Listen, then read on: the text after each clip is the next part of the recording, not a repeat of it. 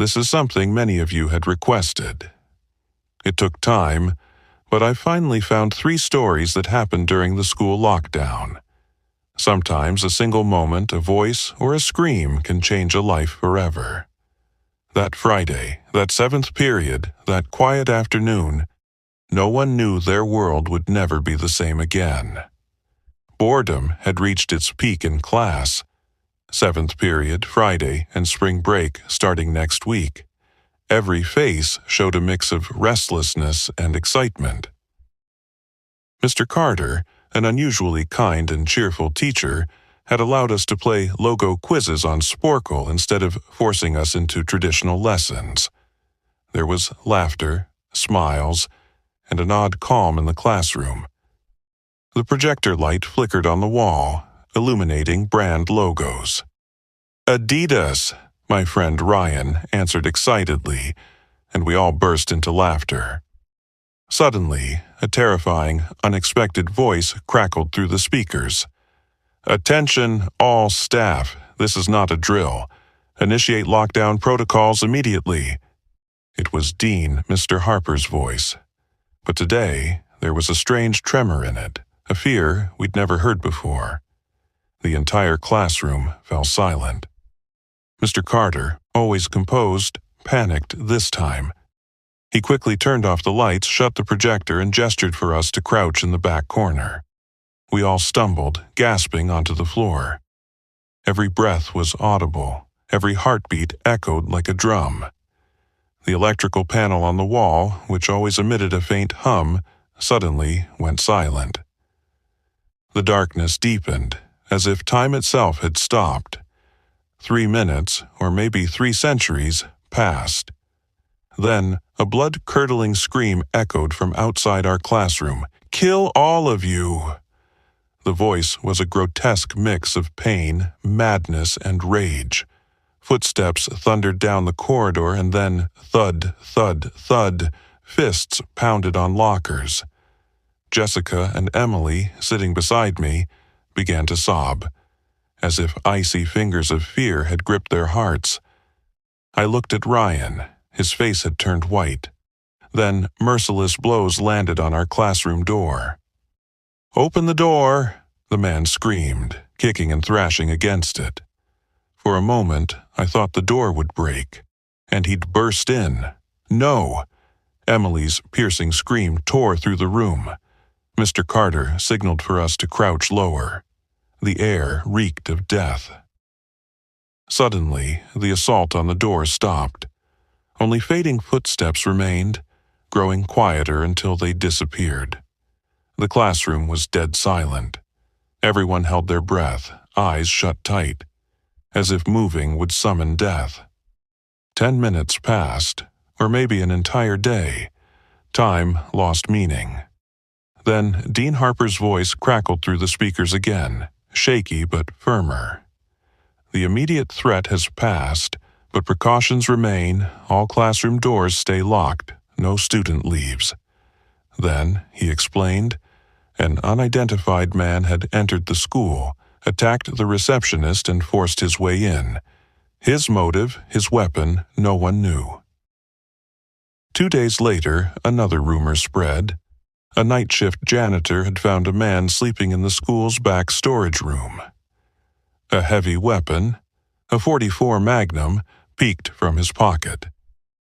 The janitor panicked and left the door open, allowing the madman to escape again.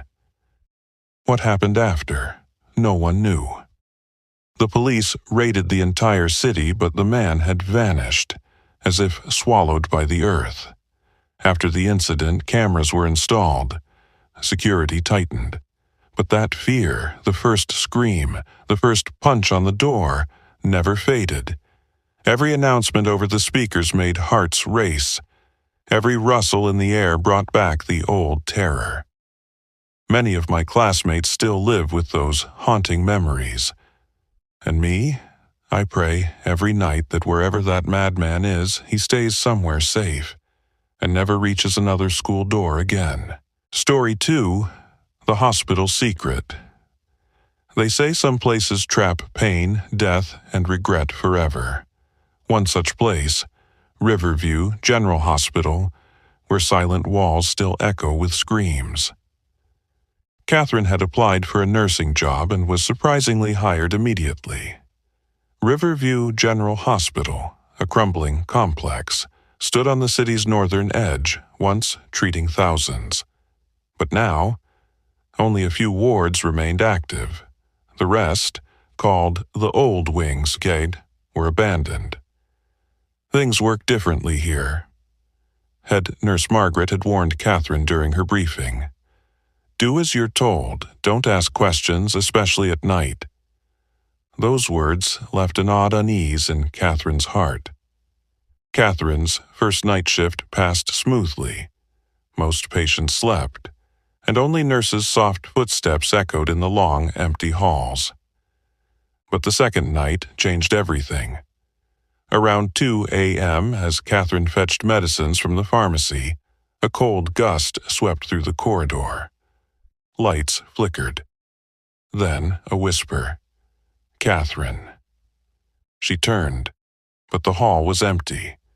The medicine tray trembled in her hands. She steadied herself and hurried forward. But an unknown fear had awakened. By the third week, Catherine noticed something else. Every night around 3 a.m., the oldest wing's heavy door, locked for years, creaked open slightly. At first, she thought it was the wind. But when she saw a shadow move behind it, she knew something was wrong. She told Head Nurse Margaret, who replied sternly, "Some things are better left untouched." Then she walked away, as if further talk was forbidden. But Catherine couldn't resist. The next night, she slipped into the old wing. The only light was her small torch. Dust-covered patient photos hung crookedly on the walls. Old bloodstains still glowed faintly on the floor. Catherine found an old records room. Files lay buried in dust.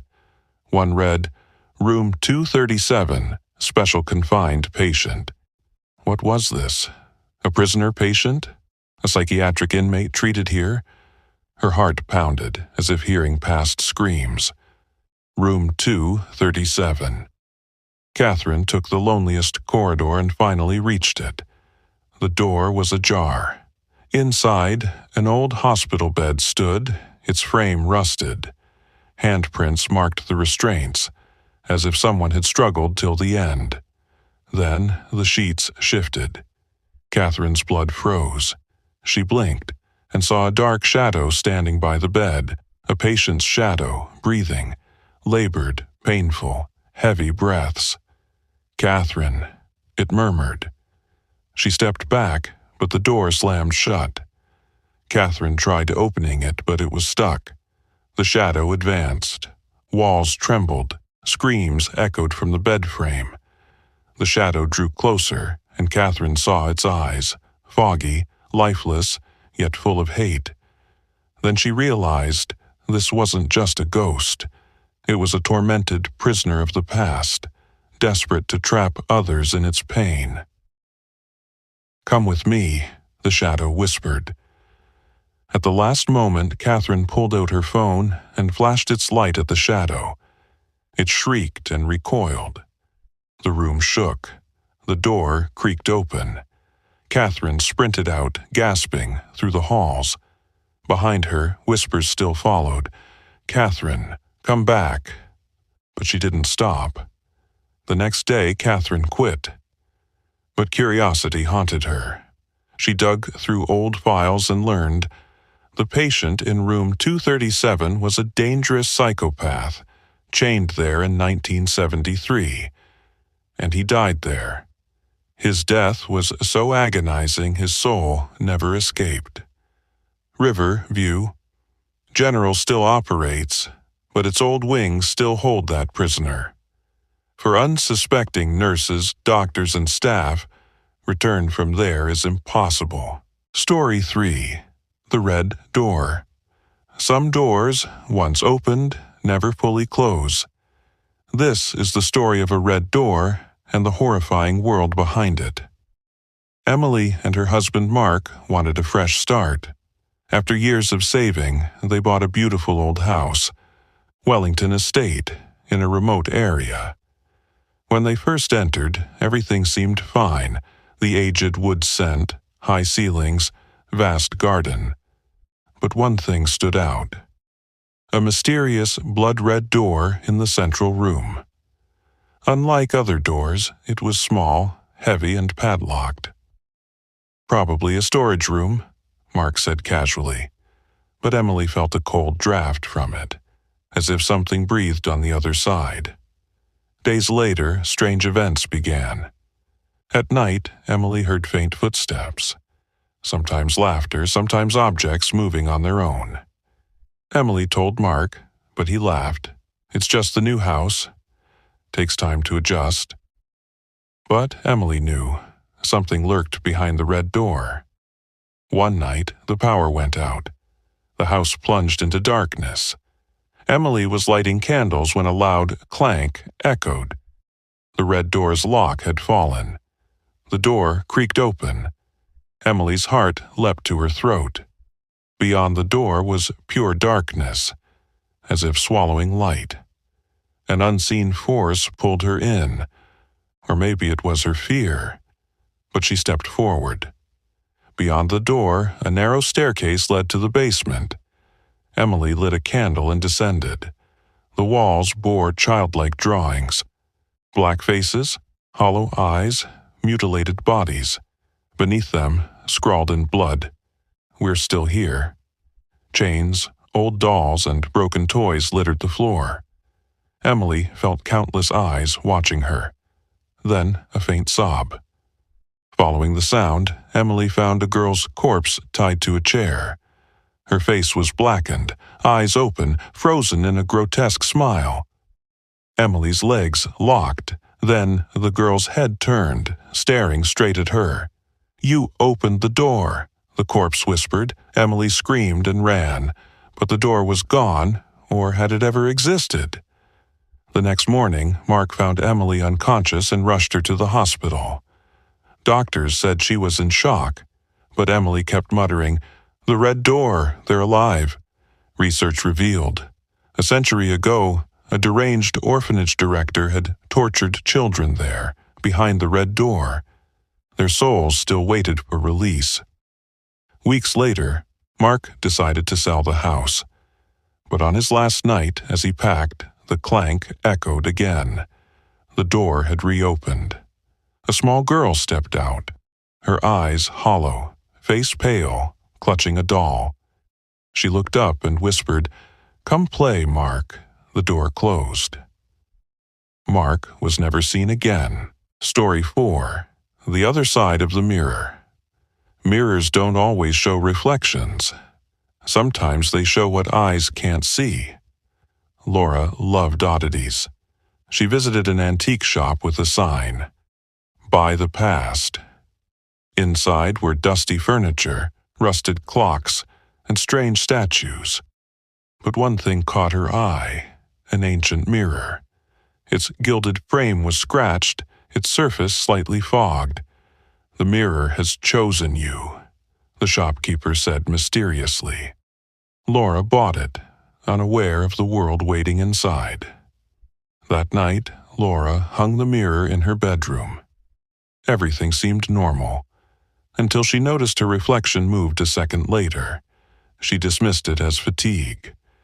But when she turned off the lights, the mirror showed another woman, with Laura's face but hollow eyes and a manic grin. The next night, Laura dreamed. The reflection beckoned her in, whispering promises. "Everything here is yours. Just one step." She woke with a scratch on her hand, as if something had pulled her. Slowly, Laura's reality warped. She saw herself in two places. Shadows flickered in empty rooms. The mirror showed scenes not happening: bloodied floors, burning walls, a screaming figure beyond. Laura's mind unraveled. Was this her imagination, or was something toying with her? One stormy night the mirror glowed. The reflection smiled and reached out. "One touch, and you'll be free forever." Hypnotized, Laura reached forward. The moment her fingers touched the glass, the room shook. The mirror rippled like water. With a yank, Laura was pulled in. Laura awoke in an inverted world. Everything was dark, distorted, twisted. She was in her home, but all wrong. And outside the mirror, her doppelganger roamed freely. Laura screamed and clawed at the glass, but no one in the real world could hear her. Days later, the shop's sign changed. Buy the beauty of the past. The gilded mirror gleamed in the window. Laura's reflection was now trapped inside, and the mirror waited for its next buyer.